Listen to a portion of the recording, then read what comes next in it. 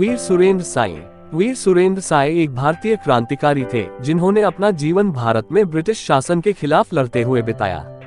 सुरेंद्र साई और उनके सहयोगी माधव सिंह, कुंजाल सिंह, आरी सिंह, बैरी सिंह, उदंत साई, उज्जवल साई, खगेश्वर दाव, करुणाकर सिंह, सालिग्राम बरेहा, गोविंद सिंह, पहाड़ सिंह, राजीव घसिया, कमल सिंह, हाथी सिंह, सालिग्राम बरेहा, लोकनाथ पांडा गलतिया, मृत्युंजय पाणिग्राही, जगबंधु होता, पद्मनाभ गुरु, त्रिलोचन पाणिग्राही और कई अन्य लोगों ने भारत में ब्रिटिश औपनिवेशिक विस्तार का मुकाबला करने के लिए एक साथ और अलग अलग काम किया, जिससे ब्रिटिश अधिकारियों को पश्चिमी उड़ीसा क्षेत्र के अधिकांश हिस्से पर नियंत्रण करने से रोक दिया गया। इतिहासकारों ने उल्लेख किया है कि वीर सुरेंद्र ने ब्रिटिश शासन के खिलाफ अपने संघर्ष में अपने समकालीन लोगों की तुलना में अधिक ऐतिहासिक ध्यान आकर्षित किया है। उनमें से कई पर औपनिवेशिक अधिकारियों द्वारा मुकदमा चलाया गया और उन्हें मार डाला गया। संबलपुर के शेर वीर सुरेंद्र साई की 28 फरवरी 1884 को असीरगढ़ जेल में मौत हो गई थी। प्रारंभिक जीवन। वीर सुरेंद्र का जन्म 23 जनवरी 1809 को उड़ीसा के संबलपुर से लगभग 40 किलोमीटर उत्तर में खिंडा नामक गांव में हुआ था।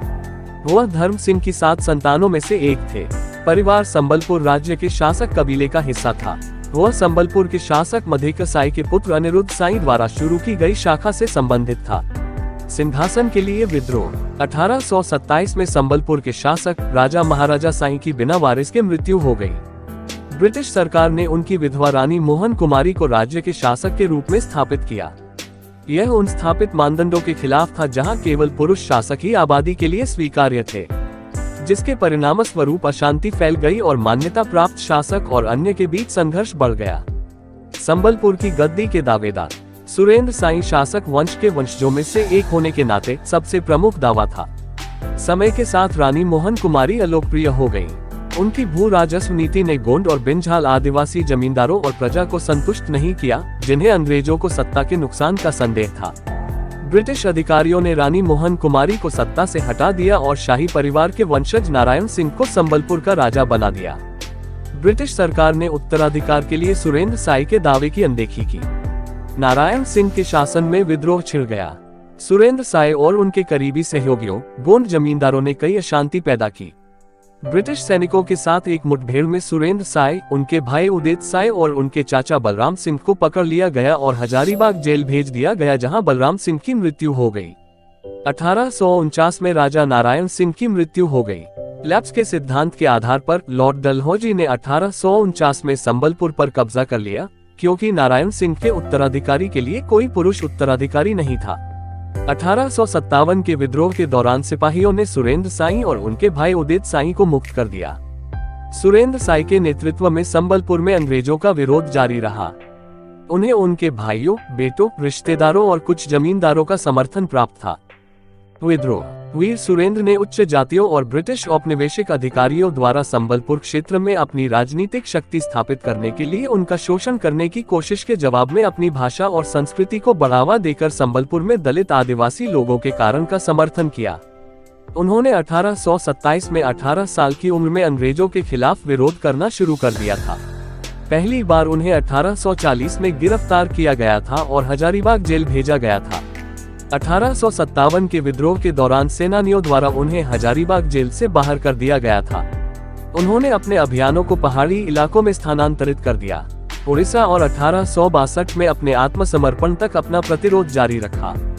अपने आत्मसमर्पण से पहले उन्होंने हजारीबाग में 17 साल जेल में बिताए और अपनी अंतिम गिरफ्तारी के बाद उन्होंने 20 साल की अवधि की सेवा की, जिसमें उनकी मृत्यु तक सुदूर असीरगढ़ पहाड़ी किले में 19 साल की हिरासत शामिल थी। वीर सुरेंद्र साई को कई बार दबाने की कोशिश किया गया था। 1857 का भारतीय विद्रोह 1858 के अंत तक ध्वस्त हो गया और पूरे भारत में अंग्रेजों द्वारा कानून व्यवस्था बहाल कर दी गई, लेकिन उन्होंने अपनी क्रांति जारी रखी। अंग्रेजों के सैन्य संसाधनों को उसके खिलाफ खींच लिया गया और major Foster, captain L Smith और अन्य जैसे प्रतिभाशाली जनरलों को भारत में कहीं और विद्रोह को दबाने का श्रेय उनकी क्रांति पर मुहर लगाने के लिए संबलपुर लाया गया। लेकिन सभी प्रयास विफल रहे और सुरेंद्र साई लंबे समय तक अंग्रेजों की रणनीति को विफल करने में सफल रहे। मेजर फोस्टर, प्रतिष्ठित जनरल जो पूर्ण सैन्य और नागरिक शक्ति के साथ निहित थे और सुरेंद्र साई और उनके अनुयायियों को दबाने के लिए एक आयुक्त के अधिकार थे, को संबलपुर में 3 साल बाद 1861 में ब्रिटिश प्राधिकरण द्वारा हटा दिया गया था। उनके उत्तराधिकारी मेजर इम्पे वीर सुरेंद्र को नहीं हरा सके। अंग्रेजों ने विद्रोहियों के पूरे खाद्य भंडार को जब्त कर लिया, उनके लिए भोजन और जीवन की अन्य आवश्यक वस्तुओं की आपूर्ति के सभी संसाधनों को बंद कर दिया। मेजर इम्पे ने हिंसक युद्ध के विचार को त्याग दिया और भारत सरकार के अनुमोदन से शांति और सद्भावना की नीति का सावधानी पूर्वक पालन किया। सुरेंद्र साय इतिहास के सबसे महान क्रांतिकारियों में से एक और एक योद्धा जिसे अपने जीवन में कोई हार नहीं पता थी। आखिरी दिन संबलपुर को 30 अप्रैल 1862 को नवनिर्मित केंद्रीय प्रांतों के अधिकार क्षेत्र में लाया गया था। वीर सुरेंद्र साय ने इसके तुरंत बाद आत्मसमर्पण करने का फैसला किया। हालांकि उनके बारे में कहा गया था कि उनका मोहभंग हो गया था और नई व्यवस्था पुरानी उदार नीति को उल्टने में लगी थी। प्रशासकों ने पाया कि वीर सुरेंद्र साय के आत्मसमर्पण ने क्रांति को समाप्त नहीं किया। उन्होंने एक साजिश रचने के लिए नीचे कदम रखा और वीर सुरेंद्र साय और उनके सभी रिश्तेदारों, दोस्तों और अनुयायियों को अचानक गिरफ्तार कर लिया। साय और उनके 6 अनुयायियों को बाद में असीरगढ़ पहाड़ी किले में हिरासत में लिया गया था। साय ने अपने जीवन का अंतिम भाग कैद में बिताया। 1884 में 23 मई को सुरेंद्र साय की जन्मभूमि से दूर असीरगढ़ किले में मृत्यु हो गई। संबलपुर भारत में ब्रिटिश साम्राज्य द्वारा कब्जा किए जाने वाले भूमि के अंतिम पैच में से एक था, न कि रियासतों की गिनती। यह काफी हद तक वीर सुरेंद्र साय के प्रयासों के कारण था। वह बहुत अच्छा तलवारबाज थे। क्षेत्र के लोग उन्हें प्यार से वीरा या वीर अर्थ साहसी सुरेंद्र साय कहते थे। आप क्रांतिकारी चैनल में वीर सुरेंद्र साय की जीवन गाथा सुन रहे थे। अधिक कहानी के लिए हमारे चैनल को सब्सक्राइब करें। हमें सुनने के लिए आपका बहुत बहुत धन्यवाद।